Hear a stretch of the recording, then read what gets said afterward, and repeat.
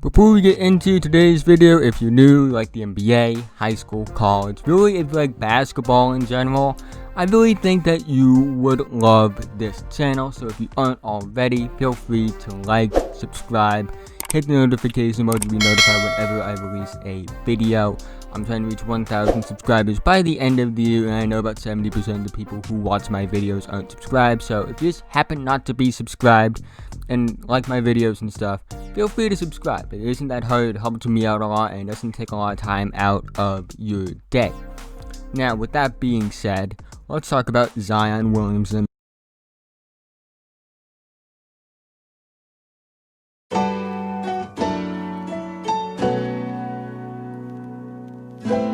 He is a special prospect.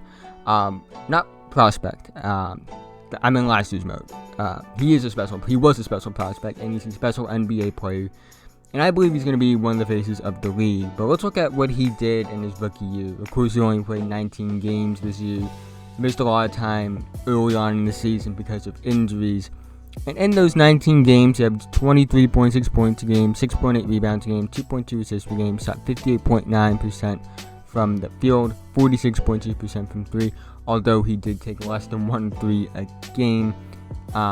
And he did this on an insane 62.42 shooting percentage, which is out of this world for a rookie. And I think what's really telling about his production is he was doing this in 29.7 minutes per game per 36, which is a valid stat for me if a player's like averaging at least 20 minutes a game.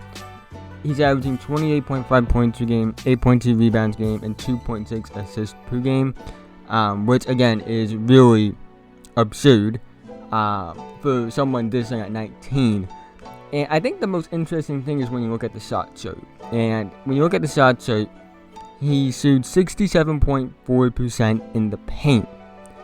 And he takes around 76.7% of his shots in the paint. And he takes about 95.5% of all of his shots in that area as well. Takes about only 2% of his shots from the 10 to 16 range, and only about 1.4% of his shots from the 16 to 3-point line. Takes only 4% of his shots from the 3-point line, and takes about 15% of his shots from the 3 to 10 range. And it's funny because his 0 to 3 for distance by field goal, or percentage of field goals made by distance, the only one that's really like impressive is the 0 to 3 foot, which is at 67.4, like I said earlier. But 3 to 10 feet range, 28.9%. 10 to 16 range, 33.3%. 0% from the 16 to 3-point line, and about 46.2% from 3, although be it on a limited amount of attempts. But I do think that he isn't someone that you can leave open. If you leave him open, he will be a threat to hit it. So it's very clear he's a paint dominant player. Also interesting to me that about 74.7% of his shots are assisted on. That's also clear when you watch him play. This isn't a guy that isos a lot and gets his own off the dribble like consistently like that. This is a guy who gets a lot of his points from pick and rolls, lobs, can create for himself off the dribble, can create for himself in the post, but is much more of a lob threat than anything right now. Now, I do think the most encouraging sign for me is his ability to draw fouls. 8 free throw attempts a game in under 30 minutes a night. Now, granted, he only shoots 64.5% from the free throw line. He will need to improve as a shooter overall, but he's just so dominant that right now that it isn't too much of a concern. But 8 free throw attempts a game, it shows he can get to the line a lot. And per 36, that's about almost 10 free throw attempts a game as a rookie. And keep on saying, why are you bringing up per 36? Because eventually he's going to be averaging like 36 minutes a night.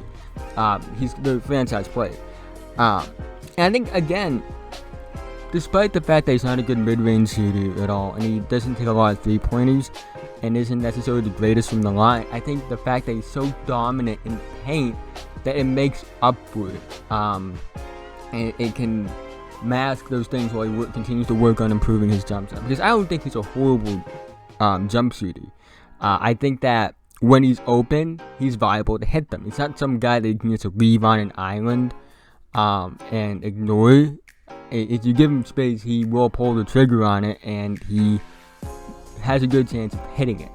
Now, what do I think he needs to improve on? Shooting, obviously. Defensive awareness.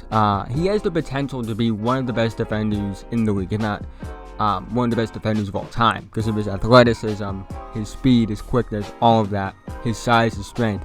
He couldn't be that guy that can guard 1 through 5 one day.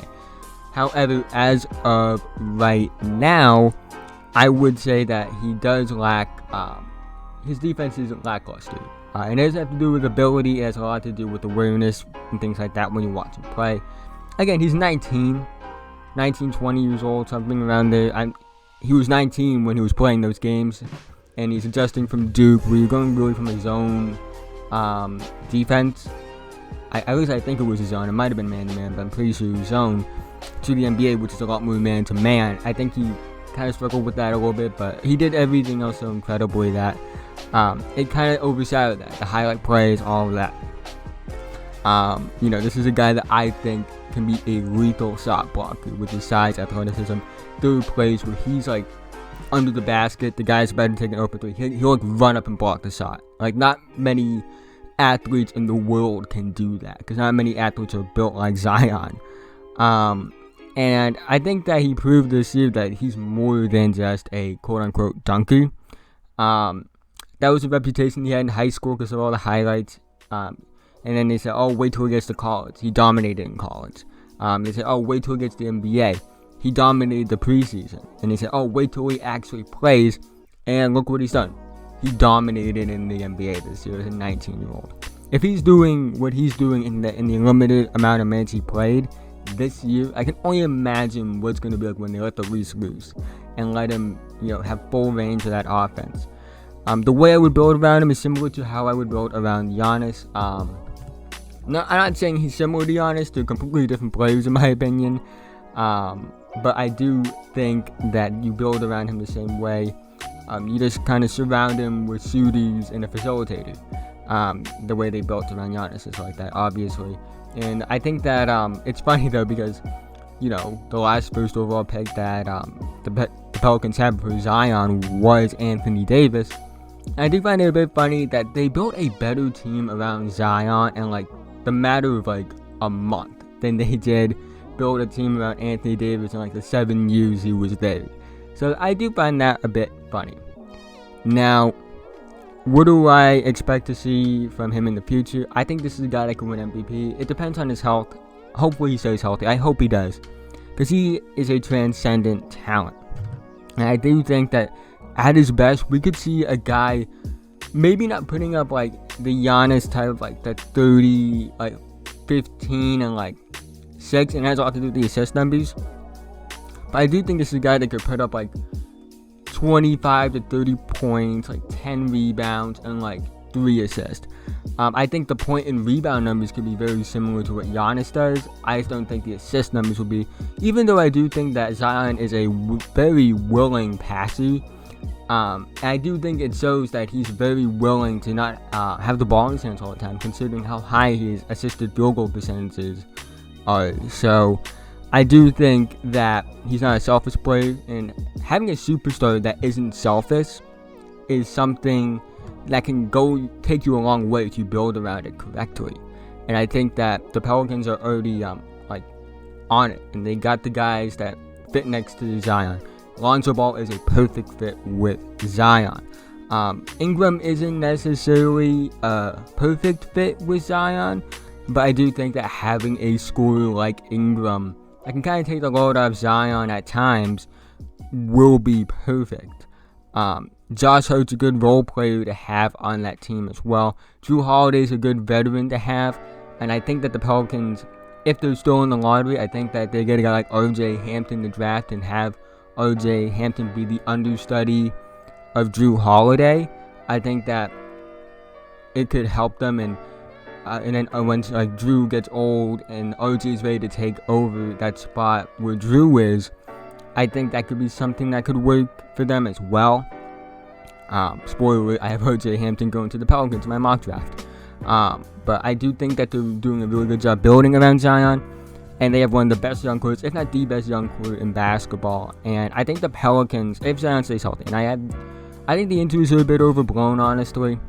But I don't have as much doubt about his health as other people do. But if he stays healthy, which I think he has a chance to do, the Pelicans are at least going to be in one finals within the next 10 years. And I expect them probably to be in more finals. And I think that alongside Dallas, I think that they're going to be the future of the Western Conference once the other teams kind of get old.